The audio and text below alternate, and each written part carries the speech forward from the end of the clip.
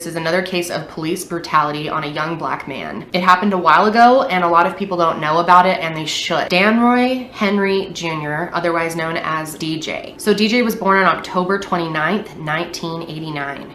He grew up in EASTON, Massachusetts. DJ was the oldest in his family. So Dan and Angela had built a really great life for themselves. They worked incredibly hard for their kids to have the best possible life that they could. And DJ was an awesome kid. He was always willing to help out his family with chores or whatever they needed around the house, as well as take care of his younger brother and sister. They really were like a team in a way. He even had tattoos on his wrist that said family first. So DJ is 20 at the time.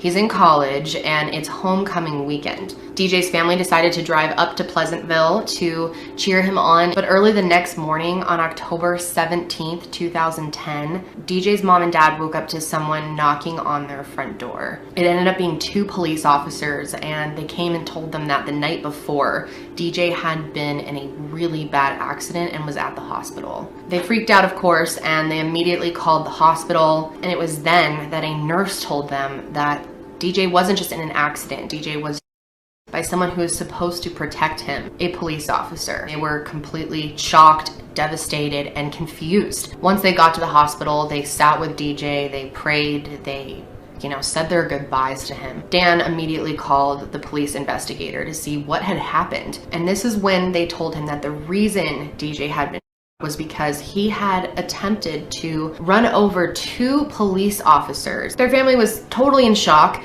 and in disbelief. They knew that that could not be the full story. There's no way their son would just randomly decide to drive his car into a police officer. He was doing fine. He was emotionally fine. He was happy, and he was going out with his friends that night to celebrate homecoming weekend, and that's the last they knew. So this is DJ's best friend, Brandon, and he was with DJ that night, and he said the police had it all wrong. Brandon explained that there was a fight in a bar that they were at, and they were not involved in the fight. Brandon said that they were trying to leave. This is when a police officer walked up to the car and gave them kind of a signal to pull forward because they were in a fire lane. Brandon said that as they were leaving, they slowly started pulling away from the bar, and in only seconds, a police officer jumped on top of their car and started through the windshield at all of them. Brandon himself was in the arm. At first, their family was super confused, so the family ended up going to the Mount Pleasant Police Department with this information to talk with them and try to figure out what actually happened. However, by this point, Police Chief Louis Alongo had already held a press conference discussing the incident.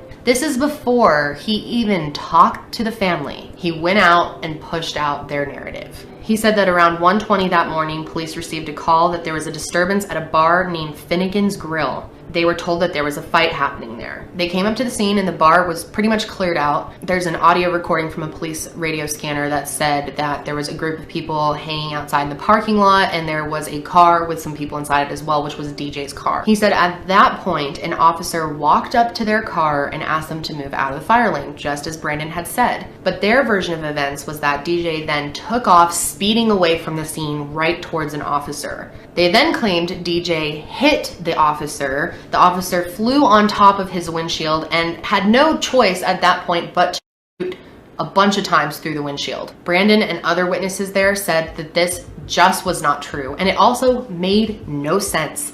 Why would DJ just speed off after being so calm all night? So DJ's parents are hearing 2 stories, and they're obviously really mad at this point because the police chief had already made a statement to the public and put their version of events out as the truth. So the next day, the chief gave another press conference. This is when he revealed that the officer involved in the was named Aaron Hess. They also found out, in addition to Aaron, another officer had at the vehicle. His name was Ronald Beckley. The family was just devastated. They were angry. They felt like this was not the true story that was being pushed out. His father, Dan, said it felt like they were trying to make DJ look like a bad guy, like a thug. So they ended up talking to another friend that was in the car that night, and his name was Desmond Hines. And he told the exact same story. DJ pulls out around 10 to 15 miles an hour and starts making his way out of the area.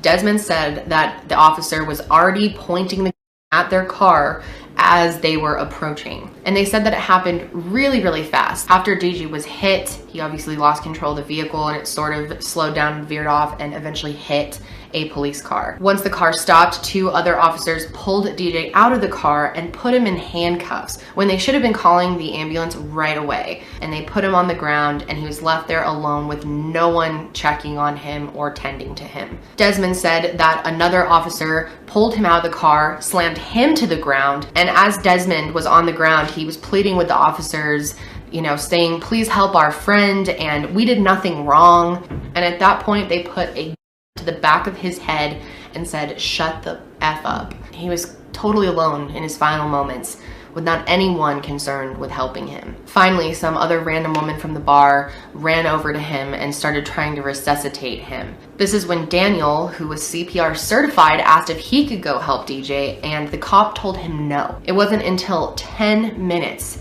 after he was that an ambulance showed up and tried to resuscitate him, but by that time it was obviously too late. DJ's funeral was held on Friday, October 29th, 2010 at the Boston Convention and Exhibition Center in Massachusetts. This day was extra special as it would have been his 21st birthday. Their family knew that this was just the beginning of their new fight for justice. This is when they decided to hire a really good attorney, Michael Sussman, who helped them out with the case. At the same time, Aaron Hess hired a lawyer of his own. As months went on, the Westchester DA's office started an investigation on the case, which this is just standard practice. It's not anything special. But about a month later, Dan got a call that Aaron Hess was not charged with anything. So they were not going to take this as a final answer, and their attorney started right away working to fight back. After doing more work, they eventually got the attention of the DOJ. It was announced that they were going to come in and do a separate investigation on the case and see if there was a possible federal crime here. In order for Aaron Hess to be prosecuted, they have to prove beyond a reasonable doubt that Aaron had willfully killed DJ. And you will not believe this, but a few weeks after all this, Aaron Hess was named Officer of the Year.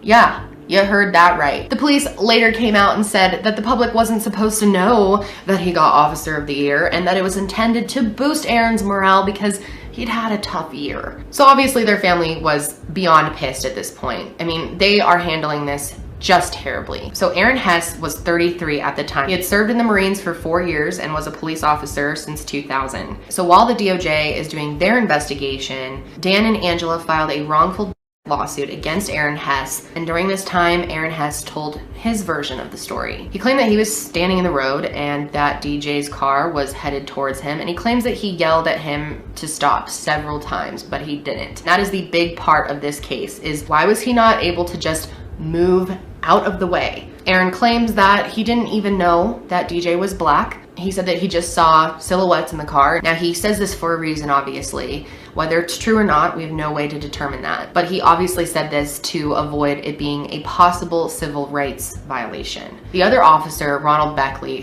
who had at the car, came forward and told a totally different version of events. He said that what the police chief said was actually inaccurate. He claims that he actually was at Aaron Hess because he didn't realize he was a fellow officer. He just thought it was someone wearing dark clothes who started attacking a vehicle. He thought civilians were in danger. So even to an officer that was there, it looked like Aaron was the aggressor in the situation. Ronald ended up retiring 3 months after DJ's and was denied any pension pay. Aaron, if you're wondering, never went back to work because he had a knee injury that night, and he was put on paid medical leave for 2 years before he finally retired. So as the investigation continued, eventually footage came out from the night, and it showed DJ using his brakes. His brake lights went on as he was approaching Aaron. He definitely was not speeding up at him the way that Aaron claimed. Soon, DJ's toxicology report came back though, and they were all pretty shocked about this. His level was 0.13, so he was driving under the influence. Even if he was driving under the influence, he did not deserve to, period. There's footage of him at the bar where he seems like he's not impaired at all. He's acting completely fine. But of course, once that footage was found, where he was clearly breaking. The whole story of him being drunk and flooring it towards this officer made no sense. So by 2015, 4 years after the DOJ started their investigation, they came to the conclusion that they were not going to give Aaron Hess any civil rights charges. They claimed that Aaron did what he had to do in the situation, that he performed to the best of his ability given the circumstances. And of course, their family and tons of other people following this case were just infuriated. In 2016, the family decided that they were going to settle their wrongful lawsuit with the village of Pleasantville and Aaron. And the village of Pleasantville ended up having to pay them $6 million.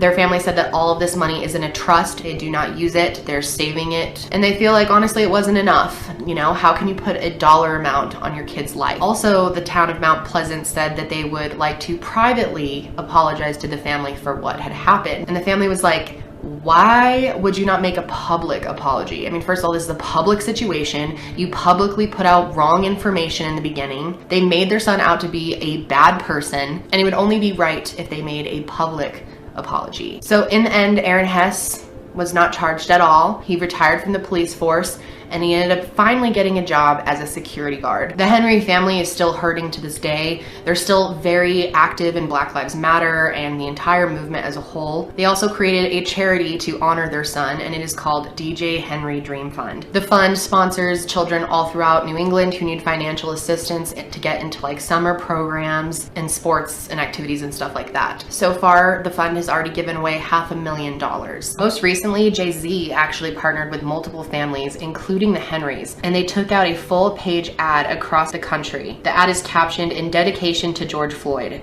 #Justice for George Floyd." The letter is signed by Jay-Z, parents of others who have been killed, and both of DJ's parents. DJ is just one of many of the people who have been killed in an act of police violence, police brutality.